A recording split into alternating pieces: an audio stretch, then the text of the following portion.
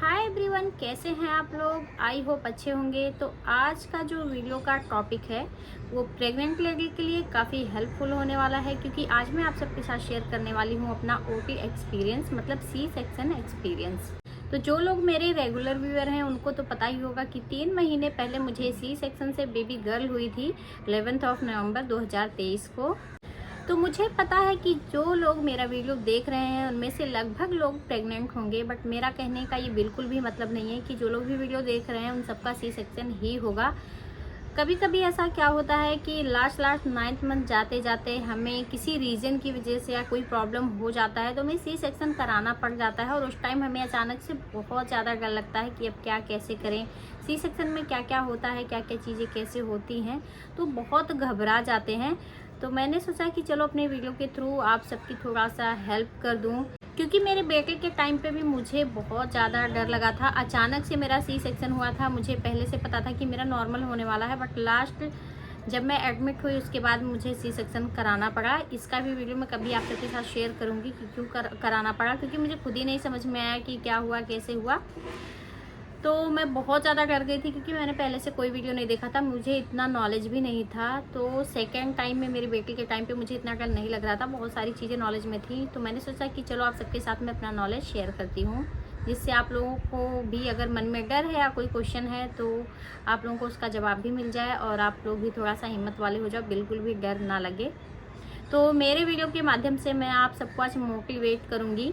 आप पूरा वीडियो देखिएगा बिना स्किप किए हुए, आपको बिल्कुल भी डर नहीं लगेगा। मेरे बेटे के टाइम पे मेरा भी फर्स्ट टाइम था, तो जब मैं ओटी के अंदर गई मुझे बहुत ज़्यादा डर लग रहा था। वो सारे टूल्स वगैरह देख के सी सेक्शन वाले मैं बहुत ज़्यादा घबरा गई थी, बट मैंने जैसे तैसे करके हिम्मत रखा था कि डरना नहीं है, जो भी है भगवान की मर्जी है, सब कुछ अच्छे से करेंगे। तो मैंने बहुत हिम्मत रखा था। उस टाइम पे बहुत ज़्यादा डर गई थी मैं, बट आपको डरने की बिल्कुल भी ज़रूरत नहीं है, इसलिए मैं अपना एक्सपीरियंस आप सबके साथ शेयर कर रही हूँ। तो आप बिना स्किप किए हुए वीडियो को पूरा देखिए, और अगर आपने अभी तक मेरा चैनल सब्सक्राइब नहीं किया है तो जल्दी से कर दीजिए।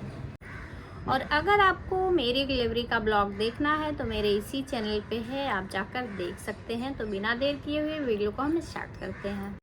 तो जैसा कि मेरी डॉक्टर ने मुझे पहले ही बोला था कि आपका सी सेक्शन ही करना पड़ेगा, तो मेरे पास कोई ऑप्शन नहीं था। तो मेरी डॉक्टर ने मुझे बोला कि 8 नवंबर के बाद और 15 नवंबर से पहले आप इन बीच में कोई भी दिन डिसाइड कर लो, कि अब हम ज़्यादा लेट नहीं कर सकते। तो मैंने पहले सोचा था कि मैं धनतेरस के दिन अपनी डिलीवरी करवा लूँगी। धनतेरस 10 नवंबर को था, बट मैंने सोचा फिर कि ये जो त्यौहार हैं वो आगे पीछे होते रहते हैं, और ये जो डेट है वो काफ़ी यूनिक डेट है 11/11, इसलिए मैंने 11 नवंबर को ही अपनी डिलीवरी करवाई थी। और मेरे बेटे का जो डेट ऑफ बर्थ है वो भी 9 सितंबर है, तो इसलिए मैंने सोचा कि चलो दोनों का सेम हो जाएगा। तो इसलिए मैंने 11th ही चुना था, क्योंकि 11/11 काफ़ी यूनिक होता है। तो मेरी डॉक्टर ने मुझे बोला था कि 10 नवंबर को आप 10 बजे तक अपना खाना खा लेना, और अगर आपको उसके बाद प्यास लगता है तो आप 3 बजे से पहले थोड़ा सा पानी पी लेना। तो मैंने सेम फॉलो किया, बिल्कुल भी रिस्क नहीं लिया। मैंने 10 बजे तक अपना खाना खा लिया। उसके बाद मुझे प्यास लगा था, बट मैंने बिल्कुल भी पानी नहीं पिया। मैंने सोचा कि थोड़े से पानी के लिए रिस्क क्यों लेना। 11 नवंबर को मेरी डिलीवरी थी, 7:30 बजे मुझे एडमिट होना था, और 9:30 बजे मेरा सीज़र था। तो 11 नवंबर को सुबह मैं सो के उठी, अपना सारा काम ख़त्म किया, नहाया धोया, पूजा वूजा किया। हॉस्पिटल का जो बैग था वो मैंने पहले ही पैक कर लिया था। उसके बाद सुबह हम लोग निकल गए हॉस्पिटल के लिए। अच्छा, मैं आपको एक बात और बता दूं, मेरा जो 9 मंथ चेकअप चला है, जो भी 9 महीने की प्रेगनेंसी में, वो मेरा किसी और हॉस्पिटल में चला था, और डिलीवरी जो हुई है मेरी वो किसी और हॉस्पिटल में हुई है, बट डॉक्टर मेरी वही थी। मैंने उन्हीं डॉक्टर को बुला रखा था, और वो आ भी गई थी। मेरे लिए सबसे अच्छी बात यही थी, क्योंकि मुझे सीजर उन्हीं से कराना था। उन्होंने ही मेरे बेटे के टाइम पे करके दिया था, तो सब कुछ अच्छे से हो गया था, इसलिए मुझे ट्रस्ट भी उन पे ही था। तो मैंने उनको दूसरे हॉस्पिटल में बुलाया था, तो वो आ गई थी। जैसा होता है ना कि अगर आपका काम कोई एक बार अच्छे से करके दे दे तो आपको उस पर बहुत ज़्यादा ट्रस्ट हो जाता है, बहुत ज़्यादा भरोसा हो जाता है। तो बस मेरा भी वैसे था। वो बहुत ज़्यादा अच्छी हैं, और मेरा सब कुछ अच्छे से करके उन्होंने दिया है मेरे दोनों बच्चों को, आप लोग देख ही सकते हो। तो मुझे उन पे बहुत ज़्यादा भरोसा था, इसलिए मैंने उनको ही हायर किया था। मैंने उनसे बहुत रिक्वेस्ट किया था कि आप प्लीज़ दूसरे हॉस्पिटल में आ जाइए, तो वो मान गई थी। मेरे लिए सबसे बड़ी बात तो यही थी। तो 7:30 बजे तक मैं हॉस्पिटल पहुंच गई थी, और मैंने अपने डॉक्टर को कॉल किया कि मैम आप कब तक आएंगी। तो मेरे डॉक्टर ने बोला कि वहाँ के जो नर्स हैं तब तक आपका प्रोसेस जो भी होता है सीजर से पहले वो स्टार्ट करेंगे, तब तक मैं पहुंच जाऊंगी, आप टेंशन मत लो, क्योंकि मुझे दूसरे हॉस्पिटल में बहुत ज़्यादा डर लग रहा था। तो मेरे पहुंचने के 10 मिनट बाद वहाँ पे नर्स आई। उन्होंने बोला कि आप अपनी सारी ज्वेलरी जो भी आपने पहन रखा है वो सारा रिमूव कर दीजिए। वैसे मुझे पता था, मेरे बेटे के टाइम पे उन लोगों ने रिमूव किया था, तो मैंने सारी चीज़ें निकाल दी थी, बट मैं बिछुआ और नोज पिन पहन के गई थी, क्योंकि मेरे बेटे के टाइम पे ये दोनों चीज़ें नहीं निकाली गई थी, तो मुझे इतना आइडिया नहीं था। बट उन्होंने बोला कि आपको ये सब भी रिमूव करना पड़ेगा। तो मैंने बोला कोई बात नहीं, तो मैंने अपना बिछुआ और नोज पिन भी निकाल दिया।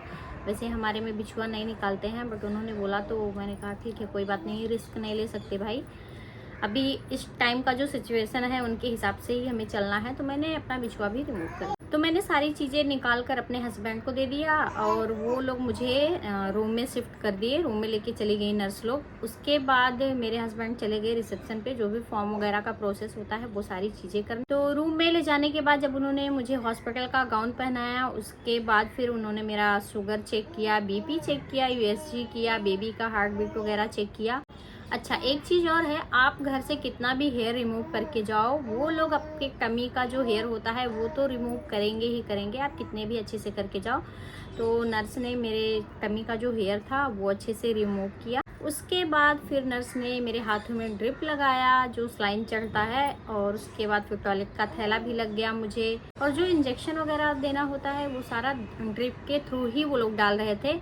ये अच्छा होता है उस टाइम पे कि आपको जितने भी इंजेक्शन देने हो रहते हैं वो आपको बार बार बॉडी में नहीं लगता, मतलब बार बार पेन नहीं सहना है। वो जो सारे इंजेक्शन होते हैं वो आपको ड्रिप के थ्रू ही दिए जाते हैं, तो ये बहुत अच्छा होता है। उसके बाद उन्होंने कुछ स्टिकर जैसा मेरे चेस्ट पे चिपका दिया। वैसे मेरे बेटे के टाइम पे जो भी सीजर का प्रोसेस था, सीजर करने से पहले का प्रोसेस, वो मेरे बेटे के टाइम से थोड़ा सा अलग था। अचानक से ऐसा सिचुएशन आ गया था, शायद उसकी वजह से क्या था। और मुझे लगता है कि सारे हॉस्पिटल का जो प्रोसेस होता है थोड़ा बहुत अलग तो रहता होगा, कोई चीज़ें आगे कोई चीज़ पीछे, ऐसे तो रहता ही होगा।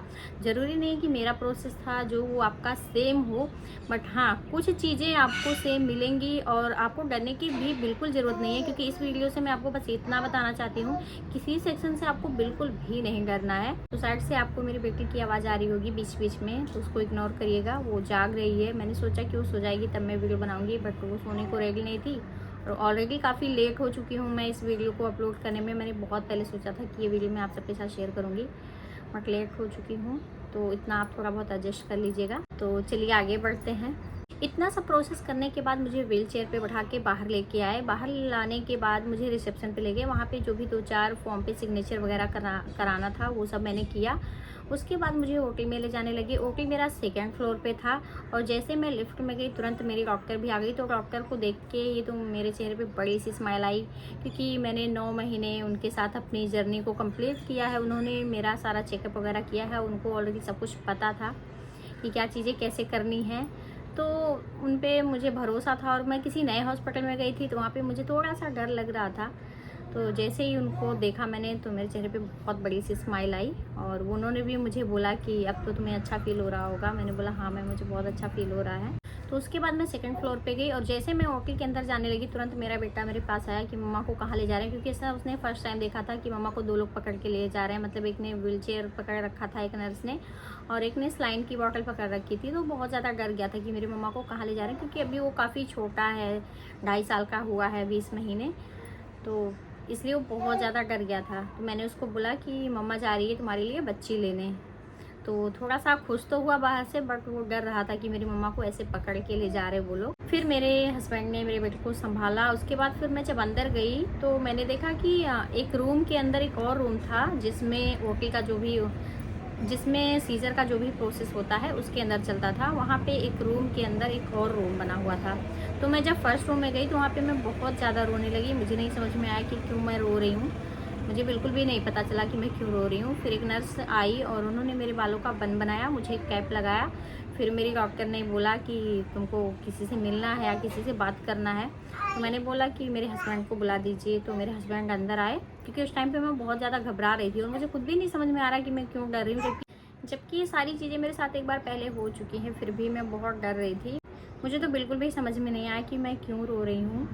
होगा कुछ उस टाइम पे ऐसा होता होगा।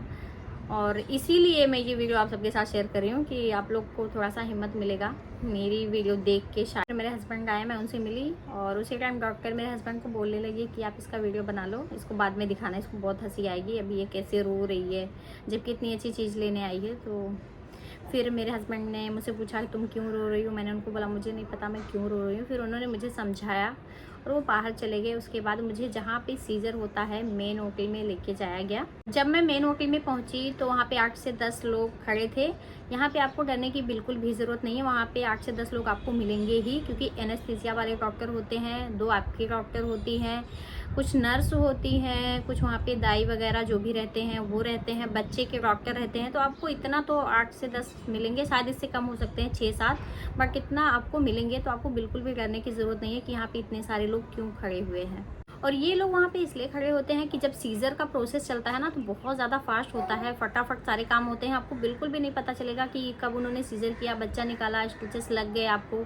और इन सब की ज़रूरत वहाँ पे होती है। जैसे ही डॉक्टर आपको बेबी निकाल के डॉक्टर को देंगी, बच्चे के डॉक्टर को, फिर वो ले जाएंगे उनका सब कुछ करने, चेकअप वगैरह जो भी रहता है। फिर डॉक्टर अपना स्टिचेस वगैरह लगाएंगी, नर्स लोग आपका जो भी बीपी वगैरह रहता है वो सारा चेक करती रहती हैं, आपकी आजू बाजू खड़ी रहेंगी। तो वहाँ पे सबका कुछ ना कुछ काम रहता है। एनेस्थीसिया वाले डॉक्टर आपको एनेस्थीसिया देंगे, तो आपको बिल्कुल घबराना नहीं है। वहाँ पे जितने लोग भी रहते हैं सारी चीज़ें बहुत फास्ट होती हैं, इसलिए इन सारे लोगों को वहाँ पे रखा जाता है। और चीज़ें इतनी फास्ट होती हैं, उसका प्रोसेस जो होता है सीजर का इतना फास्ट होगा आपको पता भी नहीं चलेगा कि कब बेबी बाहर आ गया। बिल्कुल भी आपको इस बात का तो अंदाज़ा ही नहीं लगेगा। टोटल मुझे लगता है 5 से 7 मिनट में सारी चीज़ें आपकी ख़त्म हो जाती हैं। उसके बाद जब मैं ओटी में गई तो वहाँ पे मुझे एक बेड पे लिटाया गया। जो ओटी के अंदर बेड होता है वो काफ़ी पतला होता है, उस पर सिर्फ एक बार में एक ही इंसान लेट सकता है। उसके बाद एनेस्थीसिया वाले डॉक्टर ने मुझे बोला कि आप उठकर बैठ जाओ। फिर मैं उठकर बैठ गई और उन्होंने बोला कि आप अपनी गर्दन ऐसे बिल्कुल नीचे कर लो, लेकिन आप अपने जो बैक बोन है वो बिल्कुल सीधा रखना, जो रीढ़ की हड्डी होती है बिल्कुल स्ट्रेट रखना। तो मैं जैसा उन्होंने बताया मैं वैसे उठ के बैठ गई। उसके बाद उन्होंने कुछ केमिकल लेके मेरा जो रीढ़ का हड्डी है ऊपर से स्किन को उसको अच्छे से क्लीन किया। उसके बाद उन्होंने बोला कि अब मैं इंजेक्शन दे रहा हूँ और तुम बिल्कुल भी मत हिलना। तो फिर उन्होंने इंजेक्शन दिया और मैं बिल्कुल भी नहीं हिली। और ये जो इंजेक्शन है आपको बिल्कुल भी पेन नहीं करेगा। नॉर्मल जो इंजेक्शन लगते हैं प्रेगनेंसी के दौरान जो भी टीके वगैरह, बस सेम वैसा ही इसका पेन होता है। और मुझे लगता है कि उससे भी कम ही होता है, बिल्कुल भी आपको पेन नहीं करेगा ये इंजेक्शन। तो ये कोई होता है कि नाम सुन के करता है कि वो जो रीढ़ की हड्डी में इंजेक्शन लगता है उससे काफ़ी पेन होता है, बट ऐसा कुछ भी नहीं है। उस टाइम आपको बिल्कुल भी पता नहीं चलेगा, तो आपको डरना बिल्कुल भी नहीं है। इंजेक्शन देने के बाद 2 सेकंड बाद ही मुझे डॉक्टर ने बोला कि आप सीधा लेट जाओ बिल्कुल स्ट्रेट होके। तो मैं तुरंत लेट गई। आपको हड़बड़ाना बिल्कुल भी नहीं है, जब वो बोले आप तुरंत आराम से लेट जाओ। लेटने के बाद बिल्कुल नीचे का जो पार्ट होता है वो बिल्कुल धीरे धीरे करके ऐसे ना भारी होने लगता है। तो मेरा भी भारी होने लगा। इंजेक्शन देने के 2 सेकंड बाद ही वो लेटने को इसलिए बोलते हैं क्योंकि अगर आप बैठे रह गए या फिर उन्होंने नहीं बोला लेट हो गया तो हम बिल्कुल भी लेट नहीं पाएंगे, क्योंकि नीचे का जो पार्ट होता है वो काफ़ी भारी हो जाता है और काम करना बंद कर देगा। इसलिए तुरंत वो लोग बोल देते हैं कि आप आराम से लेट जाओ। फिर मैं लेट गई और धीरे धीरे मेरा जो नीचे का पार्ट था, पैर वगैरह सब भारी होने लगा। मुझे फील हो रहा था कि भारी हो रहा है, बिल्कुल भी मुझे पता नहीं चल रहा था। ऐसा लग रहा था कि बस मेरा बॉडी का ऊपर ही पार्ट है, नीचे का नहीं है। अच्छा, और मैंने ना इस इंजेक्शन के बारे में ऐसी बातें सुनी है, पता नहीं अफवाह है क्या है कैसे है, कि ये जो एनेस्थीसिया का इंजेक्शन देते हैं कभी कभी ये वर्क नहीं करता है तो आपस से फिर से लगाते हैं। बट मेरे दोनों डिलीवरी के टाइम पे ऐसा बिल्कुल भी नहीं हुआ है। मुझे एक ही बार इंजेक्शन लगा है, पता नहीं, बट मैंने ऐसा पहले सुना था। अब कितना झूठ है कितना सच है ये मुझे नहीं पता। अगर मेरे साथ ऐसा कुछ हुआ रहता तो ये वाला भी एक्सपीरियंस मैं आप सबके साथ ज़रूर शेयर करती। इंजेक्शन लगने के बाद जब मैं लेटी तो मैं बिल्कुल होश में थी। और उसके बाद मेरी डॉक्टर आई। डॉक्टर अपना ग्लव्स वगैरह पहन रही थी, जो भी वो तैयारियाँ होता है उनका वो सब कर रही थी। और प्रोसेस स्टार्ट करने से पहले मेरे साइड जो दोनों नर्स खड़ी थी उन्होंने ग्रीन कलर का कपड़ा जो हॉस्पिटल में होता है ऐसे दोनों साइड पकड़ के लेके खड़ी हो गई, जिससे मेरा जो आँख है वो कवर हो जाए। वैसे भी कुछ दिखता तो नहीं है, बट फिर भी वहाँ पे जो बड़ी बड़ी लाइटें होती हैं उनमें कभी कभी चीज़ें दिखती हैं थोड़ी बहुत, इसलिए वो लोग कवर कर देते हैं। तो बस वो दोनों लेकर एक ग्रीन कलर का कपड़ा खड़ी हो गई। उसके बाद वहाँ पे जो बड़ी बड़ी लाइटें होती हैं वो नीचे किया उन्होंने। उसके बाद डॉक्टर ने बोला मुझसे कि अब हम प्रोसेस स्टार्ट करते हैं। फिर उन्होंने अपना प्रोसेस स्टार्ट किया और जैसे ही उन्होंने कट मारा मुझे ऐसा फील हुआ कि जैसे किसी बैग वगैरह का जिप खोलते हैं, तो मुझे जिप खोलने जैसा थोड़ा सा फील हुआ। और ये मुझे बस फील हुआ, दर्द बिल्कुल भी नहीं हुआ, क्योंकि एनेस्थीसिया का असर रहता है, उसकी वजह से बिल्कुल भी पेन नहीं होता है, बट आपको सारी चीज़ें फील होती हैं। और मैं तो दोनों टाइम पे, दोनों डिलीवरी के टाइम पे बिल्कुल होश में थी। तो होश में आप रहते हो बट आपको पेन नहीं होता है, आपको सारी चीज़ें फील होंगी कि क्या क्या चीज़ें कैसे कैसे चल रही हैं। डिलीवरी से 8 घंटे पहले कुछ ना खाने पीने का रीज़न ये एनेस्थीसिया का इंजेक्शन ही होता है, क्योंकि कभी कभी क्या होता है, एनेस्थीसिया का इंजेक्शन देने के बाद बहुत सारे पेशेंट को वोमिट आने लगता है, तो इसलिए डॉक्टर हमें मना करते हैं कि आपको 8 घंटे पहले कुछ भी खाना पीना नहीं है। उसके बाद मेरा सीजर का प्रोसेस चल रहा था, डॉक्टर अपना काम कर रही थी और मैं बिल्कुल भी नहीं डर रही थी, बस मैं उस टाइम पे दुर्गा चालीसा पढ़ रही थी। उसके बाद मेरे डॉक्टर ने नर्स को बोला कि आप पीछे से थोड़ा सा मेरे चेस्ट के साइड से पुश करो, तो नर्स ऐसे थोड़ा सा पुश करने लगी और मुझे उस टाइम पे ना सांस नहीं आ रहा था, बिल्कुल भी ऐसा लग रहा था कि मेरा सांस कम हो रहा है। तो मैंने डॉक्टर को बोला कि मैम मुझे सांस नहीं आ रहा है, मेरा सांस जो है वो बहुत कम हो रहा है, धीरे धीरे करके मुझे प्रॉब्लम हो रहा है। तो मेरे डॉक्टर ने तुरंत नर्स को बोला कि छोड़ दो, तो उसने छोड़ दिया। और जैसे ही नर्स ने अपना हाथ हटाया, तुरंत मेरी बेबी की आवाज़ आई रोने की। मुझे तुरंत मेरे डॉक्टर ने बोला कि कंग्रेचुलेशन, तुम्हें बेबी गर्ल हुई थी जो तुम्हें चाहिए थी। और मैं उस टाइम पे एक माँ की फीलिंग जो होती है वो वर्ड्स में तो बयां ही नहीं हो सकती है। मुझे आंखों में आंसू भी आ गया, मतलब मैं समझ में नहीं पा रही थी, बस यही था कि जल्दी से मैं उसका चेहरा देखूं। लेकिन मेरी डॉक्टर ने मेरी बेबी गर्ल को तुरंत बच्चे के डॉक्टर को दिया। अच्छा, मेरी जो डॉक्टर है उनके हस्बैंड ही बच्चों के डॉक्टर हैं, तो जहाँ भी जाते हैं ये दोनों साथ में ही जाते हैं। इससे एक चीज़ का फ़ायदा होता है कि जहाँ पे मैं खुद को दिखाने जाती हूँ वहीं पे मेरे बच्चों के भी डॉक्टर मिल जाते हैं, तो ये बहुत अच्छा लगा मुझे इधर उधर भागना नहीं पड़ता। तुरंत मेरी बेबी को डॉक्टर, मतलब मेरे डॉक्टर के हस्बैंड बच्चों के डॉक्टर लेके बाहर चले गए उसका क्लीनिंग वगैरह करने के लिए। उसके बाद बच्चों का क्लीनिंग वगैरह होता है, जो भी मतलब रहता है सब अच्छे से क्लीन करते हैं, बच्चे को कोई प्रॉब्लम ना हो वो सब डॉक्टर देखते हैं। उसके बाद मेरी बेबी गर्ल को मेरे पास लाए और मुझे यहाँ गले से लगाया। उस टाइम पे मैं अच्छे से तो नहीं देख पाई थी, क्योंकि उस टाइम पे मुड़ा तो जाता नहीं, बट मेरी नर्स ने, वहाँ पे जो नर्स थी, उन्होंने 1-2 फोटोज़ लिए थे। ये बहुत अच्छा किया था उन्होंने कि 1-2 फोटोज़ ले लिए थे और मुझे बहुत अच्छा फील किया जब उन्होंने मुझे ऐसे टच कराया। उसके बाद 2 सेकंड टच कराया, फिर तुरंत लेके चले गए मेरी फैमिली को दिखाने के लिए। और उसके बाद मेरे डॉक्टर ने स्टिचेस वगैरह लगाए फटाफट से। उसके बाद उन्होंने मुझे बोला कि 2 घंटे इनको ऑब्जर्वेशन रूम में रखना है और बेबी को NICU में रखना है। वैसे कोई प्रॉब्लम तो नहीं था, बट उन्होंने बोला कि रखना है। उसके बाद वो चली गई सब कुछ करने के बाद। और मेरे बेटे के टाइम पे मुझे ऑब्जर्वेशन रूम में नहीं रखा गया था, ना ही मेरे बेटे को NICU में रखा गया था। इसीलिए मैं बोल रही थी कि उस टाइम का जो एक्सपीरियंस था इस टाइम का थोड़ा सा अलग है, बहुत सारी चीज़ें अलग हैं, तो ज़रूरी नहीं है कि सबका सेम हो, तो इसलिए मैं अपना एक्सपीरियंस आप सबके साथ शेयर कर रही हूँ।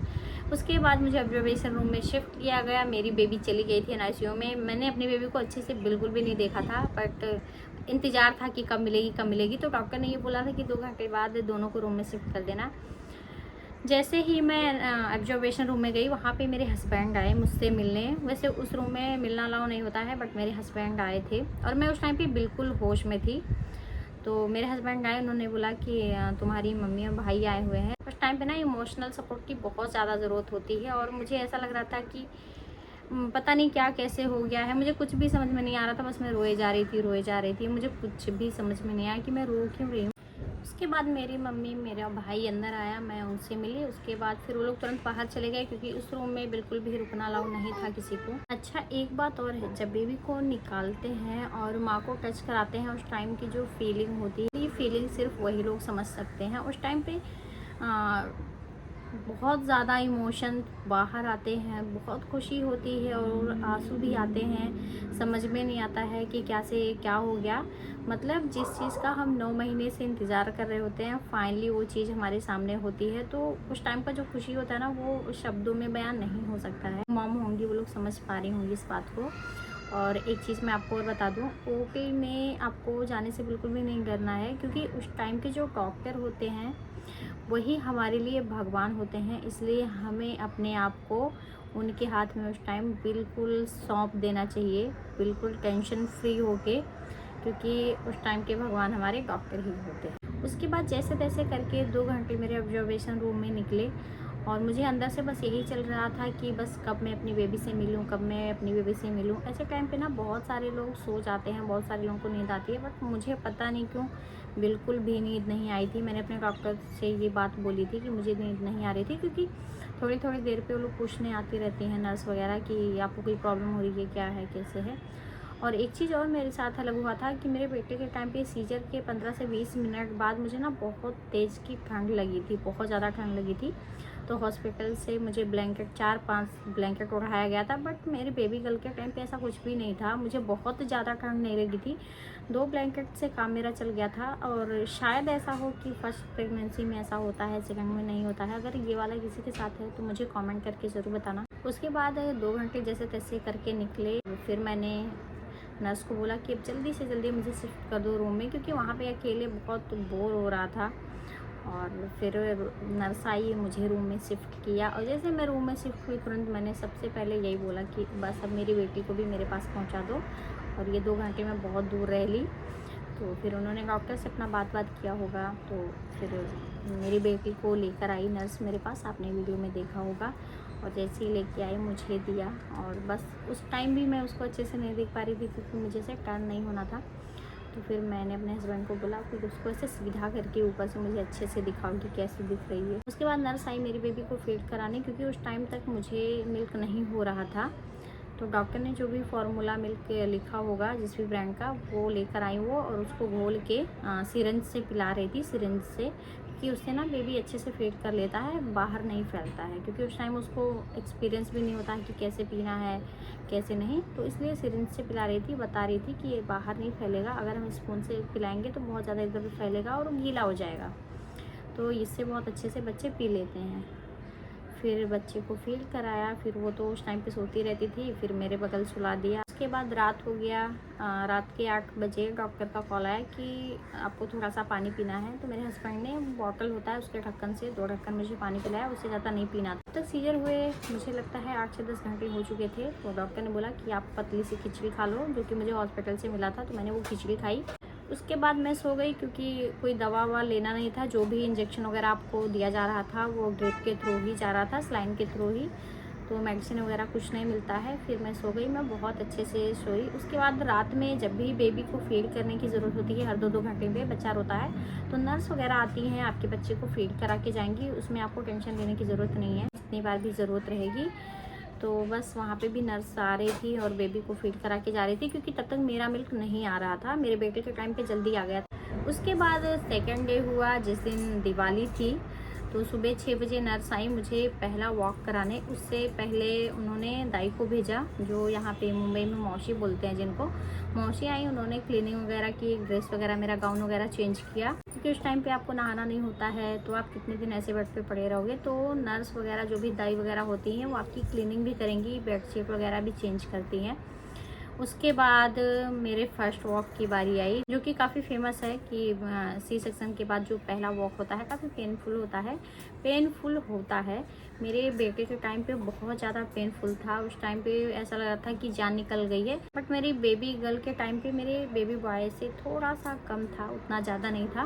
पर डर तो लगता है कि कैसे खड़े हों, क्योंकि तब तक एनेस्थीसिया का असर बिल्कुल ख़त्म हो चुका होता है। वैसे ये एनेस्थीसिया का असर 8 घंटे बाद ही ख़त्म हो जाता है, और आपको पेन ना हो इसलिए आपको जो भी इंजेक्शन वगैरह रहता है वो ड्रिप के थ्रू देते रहते हैं, जिससे आपको पेन नहीं होता है। उसके बाद मुझे मौसी ने खड़ा किया, जैसे ही बेड ऊपर करके नीचे उतारा तो थोड़ा सा मुझे पेन हुआ, बट उसके बाद मैं खुद से वॉक कर रही थी, उतना ज़्यादा प्रॉब्लम नहीं था। मैं खुद से वॉशरूम जा रही थी, ब्रश वगैरह जो भी था मैं कर रही थी आराम से, बिल्कुल भी प्रॉब्लम नहीं हुआ। होता है बहुत सारे लोगों को बहुत ज़्यादा प्रॉब्लम होता है, क्योंकि सबकी बॉडी सेम नहीं होती है। एक चीज़ है, उस टाइम पे आप जितना वॉक करोगे या फिर इधर उधर आप अपने आप को मूव करोगे, आपकी हीलिंग जल्दी होगी, और आपको गैस की प्रॉब्लम बिल्कुल भी नहीं होगी। खाना अच्छे से डाइजेस्ट होगा, क्योंकि उस टाइम पे हमें क्या करना रहता है कि एकदम सीधा बेड पे लेटना होता है। तो इसलिए हमारे पास एक ही ऑप्शन होता है कि हम वॉक करें, और हम कोई दूसरा काम नहीं कर सकते हैं। तो वॉक आपको जब भी हो पाए दिन में 2 से 3 बार आपको करना ही चाहिए। बहुत सारे लोग डरते हैं कि नहीं नहीं हमको नहीं करना है, या पेन की वजह से नहीं करते हैं, बट आपको बिल्कुल भी ऐसा नहीं करना चाहिए। आप जितना वॉक करोगे आपके मतलब आपके स्टिचेस के लिए उतना अच्छा रहेगा, आपको गैस की प्रॉब्लम नहीं होगी। सीजर के अगले दिन से मुझे अच्छे खासा मिल्क आने लगा था दोपहर से। तो उसके बाद नर्स ने मेरी बेबी को फार्मूला मिल्क देना बंद कर दिया। मेरा ही फीड कराती थी। उस टाइम पे मैं सीजी लेती थी तो मैं नहीं उठ के उसको फीड करा सकती थी, बट वो लोग आपका हेल्प करेंगी। आपको बिल्कुल भी परेशान होने की ज़रूरत नहीं है, नर्स लोग अच्छे से हेल्प करती हैं। उसके बाद शाम हुआ, शाम को मेरे हस्बैंड मार्केट गए। मैंने उनको बोला कि बच्चे के लिए नए कपड़े ला दो। भले ही हम दिवाली घर पे नहीं मना सकते, बट बच्चे नए कपड़े पहन लेंगे। तो मेरे हस्बैंड मार्केट से नए कपड़े लाए। मेरे हस्बैंड ने, बच्चों ने, सबने नया कपड़ा पहना, सब रेडी हुए। बट मैं तो ऐसे ही थी क्योंकि मुझे हॉस्पिटल का गाउन ही पहनना था, मैं कुछ पहन नहीं सकती थी। बट नेक्स्ट टाइम हम दिवाली अच्छे से मनाएंगे। और वो मेरी बेटी का पहला दिवाली था, इसलिए मैंने सोचा कि अब आई है इस दुनिया में तो उसका जो पहला दिवाली है वो थोड़ा स्पेशल होना चाहिए। तो इसलिए हम घर पे तो नहीं मना सकते थे, हमने हॉस्पिटल में ही नए कपड़े पहनाया उसको और मिठाई वगैरह खा के हमने ऐसी दिवाली सेलिब्रेट कर लिया। तो दिवाली के दिन हमने ऐसे दिवाली मनाई। उसके बाद फिर वही ड्रिप चढ़ता रहा। हॉस्पिटल से ब्रेकफास्ट जो भी नाश्ता वगैरह मिलता था मैं खाती थी और मुझे कोई भी ओरल मेडिसिन नहीं मिल रहा था। उसके बाद वापस से नेक्स्ट डे हुआ, मेरा ड्रिप निकाल दिया गया, सलाइन नहीं चढ़ रहा था। मुझे ओरल मेडिसिन दिया जाने लगा और तब तक मैं काफ़ी अच्छा फील कर रही थी। मतलब इतना था कि मैं खुद से उठकर बेड से चल सकती थी बहुत अच्छे से। तो मैं थोड़ा बहुत जो भी रूम में सामान वगैरह फैला था वो सब अपना समेट रही। तो ऐसे मेरा वॉक भी हो जा रहा था और मैं अपना सामान वामान भी अच्छे से रख ले रही थी क्योंकि नेक्स्ट डे मेरा डिस्चार्ज था। और सिर्फ इसी रीजन से मैं उठती थी कि चलो अच्छा मैं ऐसे कर करके खड़ी होकर अपना थोड़ा रख भी लूँगी सामान और मेरा वॉक भी हो जाएगा। उसके बाद अगला दिन आया जिस दिन मुझे डिस्चार्ज होना था, लेकिन उस दिन मुझे दोपहर में थोड़ा सा फीवर आ गया था। इसकी वजह से मुझे जो डिस्चार्ज मिला वो शाम को मिला और थोड़ा सा पेपर वर्क भी इधर उधर होने की वजह से, क्योंकि उस टाइम पे ना छुट्टियां चल रही थी, दिवाली, धनतेरस, ये सारी चीज़ें साथ पड़ गई थी। तो पेपर वर्क में भी टाइम लग गया क्योंकि सारे डॉक्टर्स थे नहीं। तो उसकी वजह से भी एकदम से शाम हो गया था, मतलब 8 बज गया था। 8 बजे हमें हॉस्पिटल से छुट्टी मिली थी। डिस्चार्ज करने से पहले मेरी पट्टी भी चेंज की गई थी, मुझे वाटर प्रूफ पट्टी लगाई थी और मुझे नर्स ने बोला कि अब आप आराम से नहा सकते हो, कोई प्रॉब्लम नहीं है। और मेरे बेटे के टाइम पे तो मुझे हॉस्पिटल से नहला के भेजा था उन लोगों ने। उसके बाद हम लोग घर आ गए आराम से, मुझे ज़्यादा कुछ प्रॉब्लम नहीं था। और फिर जो मुझे हॉस्पिटल में दवा दिया जा रहा था, मेडिसिन ओरल वाली, वही जो बची हुई थी वही मेडिसिन मैं घर पे लेके आई थी। बस उतना ही मिला था, मुझे एक्स्ट्रा कोई भी मेडिसिन नहीं मिला था। और फिर मैंने अपने डॉक्टर को पूछा कि मुझे और लेना है, तो मेरे डॉक्टर ने बोला कि नहीं, आपको बस इतना ही खाना है, इतने में सब ठीक हो जाएगा। तो 4 से 5 दिन की ही मेडिसिन बची थी, तो मैंने उतना ही मेडिसिन लिया है, एक्स्ट्रा कुछ भी नहीं लिया है और सब कुछ नॉर्मल हो गया, सब कुछ ठीक हो गया। उसके बाद मैं हॉस्पिटल से घर आई तो आपने ब्लॉग में देखा होगा कि मैंने अपना रूम का जो भी साफ़ सफाई, क्लीनिंग वगैरह था वो किया, क्योंकि बहुत सारा सामान फैला हुआ था। हम लोग भी हॉस्पिटल से बहुत सारे कपड़े लेके आए थे, वो सब रखा। क्योंकि मुझे ज़्यादा प्रॉब्लम था नहीं तो मैं नॉर्मल छोटे मोटे काम तो कर ले रही थी उस टाइम तक। फिर मुझे हॉस्पिटल बुलाया गया था 10 दिन बाद। मैं 10 दिन बाद हॉस्पिटल गई अपना पट्टी रिमूव करवाने के लिए। उसके बाद फिर उन्होंने बोला कि आपकी हीलिंग अच्छे से हुई है। मुझे एक दवा मिली लगाने के लिए, जो कि दिन में सिर्फ एक बार लगाना था। तो मैंने 1 हफ्ते ही उसे लगाया था, बस उससे ज़्यादा बिल्कुल नहीं लगाया था। वो भी हफ्ते में मैंने कभी कभी लगाया था, भूल जाती थी। तो बस ऐसे ही, मुझे ज़्यादा कुछ प्रॉब्लम नहीं हुआ, सब कुछ अच्छे से ठीक हो गया। मेरा ये कहना बिल्कुल भी नहीं है कि आपको मेरे जितना प्रॉब्लम होगा, या मुझसे भी कम हो सकता है, मुझसे भी ज़्यादा हो सकता है, क्योंकि सबकी बॉडी सेम नहीं हो सकती है। लेकिन फिर भी आपको डरने की बिल्कुल भी ज़रूरत नहीं है। सी सेक्शन के नाम पे आपको हिम्मत रखना है, बहुत अच्छे से सब कुछ हो जाएगा। भगवान पे भरोसा रखना है, डॉक्टर पे भरोसा रखना है। एक बार बच्चा आपके गोद में आएगा तो आपको सब कुछ भूल जाएगा, बिल्कुल भी सारे दर्द खत्म हो जाएंगे आपके। तो आपको बिल्कुल हिम्मत रखना है, बिल्कुल भी डरने की ज़रूरत नहीं है। तो ऐसा रहा मेरा सी सेक्शन एक्सपीरियंस। शायद आप किसी का सुनो कि अलग है या बहुत ज़्यादा प्रॉब्लम होता है, तो इसलिए मैं कहती हूँ कि सबका बॉडी सेम नहीं होता है, ना ही सबकी प्रेगनेंसी सेम होती है, ना ही सबकी डिलीवरी सेम होती है। और मैं अपना एक्सपीरियंस आप सबके साथ इसलिए शेयर कर रही हूँ कि शायद आपको कुछ हेल्प मिल सके। लेकिन मेरी वीडियो से आपको बहुत सारा आइडिया मिल जाएगा अगर आपकी डिलीवरी होने वाली है। अगर आपकी डिलीवरी हो जाएगी, चाहे नॉर्मल हो या सी सेक्शन से हो, आपका बच्चा आपके गोद में आ जाएगा, आप उसे टच करोगे, फीड कराओगे, तो आपको दुनिया के सारे दुख दर्द भूल जाएंगे। और ये आप तभी फील कर सकते हो जब आपकी डिलीवरी हो जाएगी। तो आप बिल्कुल भी डरना मत, हिम्मत रखना। इस खुशी के आगे कोई भी दर्द मायने नहीं रखता है। तो कैसा लगा मेरा ब्लॉग कमेंट में ज़रूर बताइएगा। मिलती हूँ मैं नेक्स्ट ब्लॉग में, तब तक के लिए बाय बाय, अपना ध्यान रखिएगा।